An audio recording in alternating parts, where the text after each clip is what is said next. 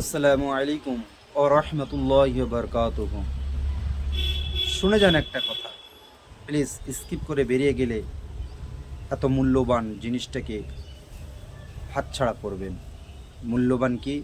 জিন্দেগির জীবনে প্রত্যেক মোমেন মুসলমানের ভিতরে এই জিনিসটা থাকার দরকার। সেটা হলো কোরআনের তেলাওয়াত। অনেকে জানেন না, কোরআন তেলাওয়াত করতে পারেন না, কিন্তু কোরআন শিখতে ইচ্ছা থাকে।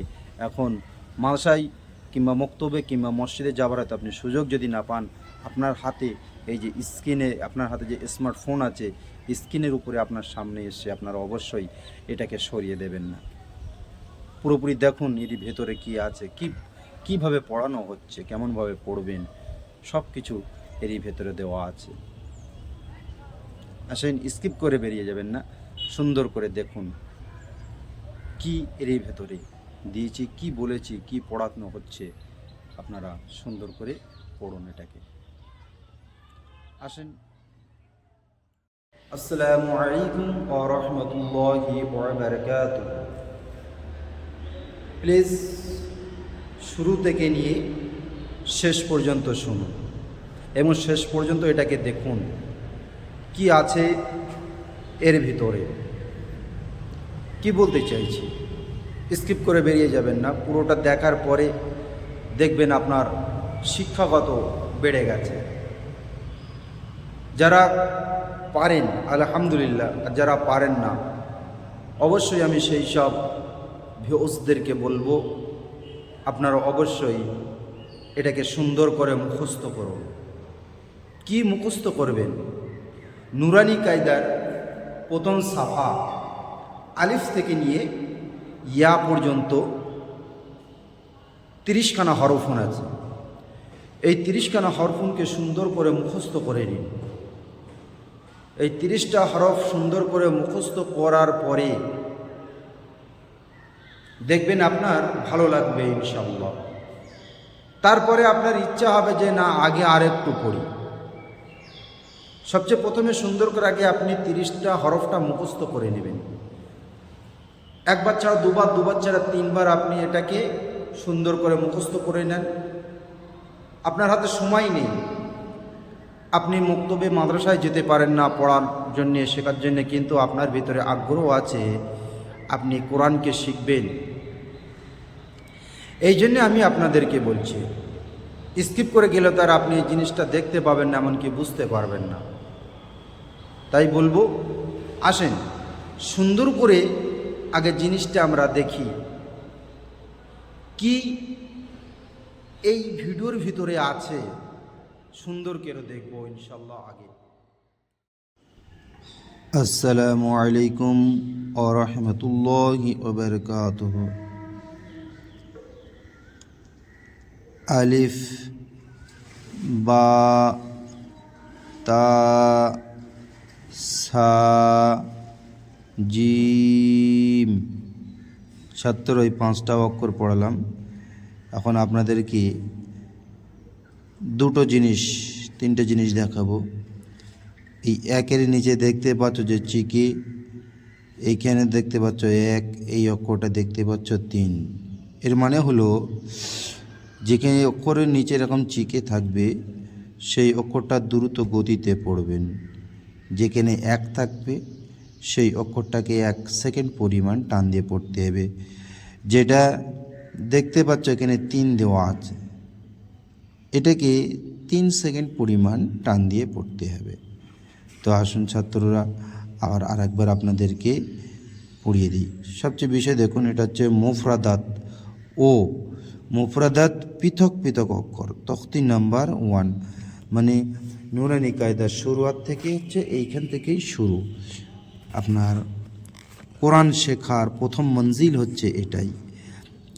আলিফ, বা, তা, সা, জিম, হা, খ, দাল, জাল, র, জা, সিন, শিন, صاد, দুআদ, ত জ আইন আইন গইন ফা কফ কাফ লাম মিম নুন অ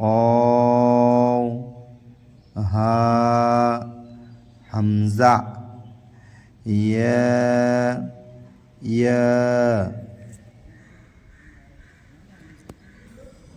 অভ্যাস শেখার মধ্যে সেটা আপনারা কি শিখবেন?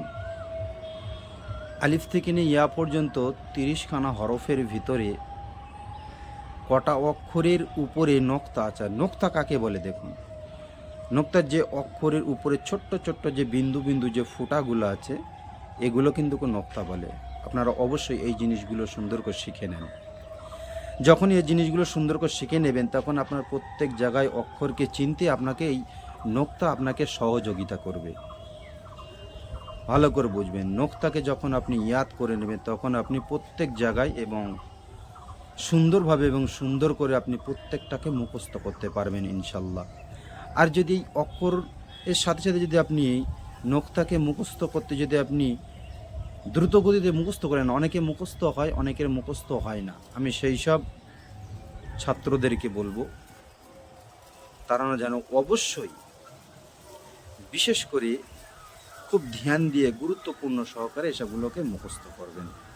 যখন আপনার দেখবেন আরবি অক্ষর মুখস্থ হয়ে গেছে, তার সাথে সাথে দেখবেন আপনার এগুলো মুখস্থ হয়ে গেছে। নোক্তাগুলো যখন ইয়াদ হয়ে যাবে, তখন আপনি প্রত্যেক অক্ষরকে চিনতে পারবেন। প্রত্যেক অক্ষরকে আপনি ভালোভাবে বুঝতে পারবেন যে কোন অক্ষরের উপরে কখানা নোক্তা আছে,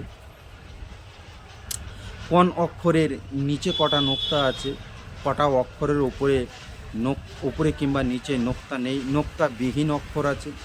এসবগুলো সুন্দর করে আপনারা ভালো করে ইয়াদ করে নেবেন। যখন এসবগুলো সুন্দর করে ইয়াদ করে নেবেন, তখন দেখবেন আপনার দ্রুত গতিতে আপনার পড়া ইয়াদ হয়ে যাচ্ছে, এমনকি আপনার পড়তে ভালো লাগবে। আপনার যতক্ষণ না পর্যন্ত ইয়াদ না হচ্ছে, ততক্ষণ পর্যন্ত আপনাকে দ্বিতীয় পেজে আপনি যাবেন না। সবচেয়ে প্রথমে মুফরাদাতের অক্ষরকে পড়বেন, তারপরে আবার আপনি নোক্তাকে ইয়াদ করে নেবেন। যখন এই দুটো কমপ্লিট হয়ে যাবে, তখন আবার আপনাদেরকে আমি পরবর্তী স্টেপ আবার ছাড়বো ইনশাল্লাহ। আলিফ খালি, বায়ের নিচে এক নোক্তা, তার উপরে দু নোক্তা, সার উপরে 3 নোক্তা, জিম এর পেটে এক নোক্তা, হা খালি খর মাথায় এক নোক্তা, দাল খালি জালের মাথায় এক নোক্তা, র খালি জার মাথায় এক নোক্তা, সিন খালি শিনের মাথায় 3 নোক্তা, সোয়াদ খালি দোয়াদের মাথায় এক নোক্তা, ত খালি জর মাথায় এক নোক্তা, আইন খালি গইনের মাথায় এক নোক্তা, ফার মাথায় এক নোক্তা, কফের মাথায় 2 নোক্তা, কাফ খালি লাম খালি মিম খালি নুনের উপর এক নোক্তা, ঔ খালি হা খালি হামজা খালি ইয়ার নিচে 2 নোক্তা, ইয়ার নিচে 2 নোক্তা। আবার পড়ছে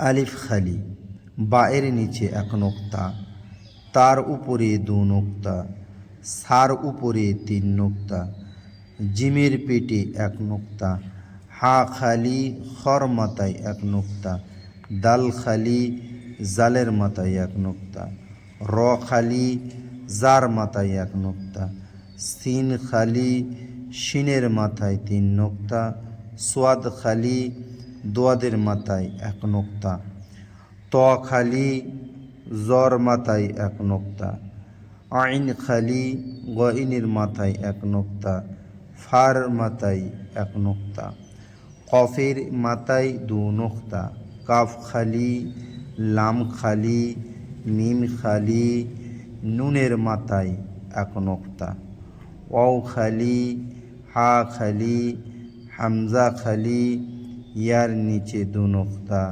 ইয়ার নিচে 2 নোক্তা। এইভাবে পড়তে থাকুন।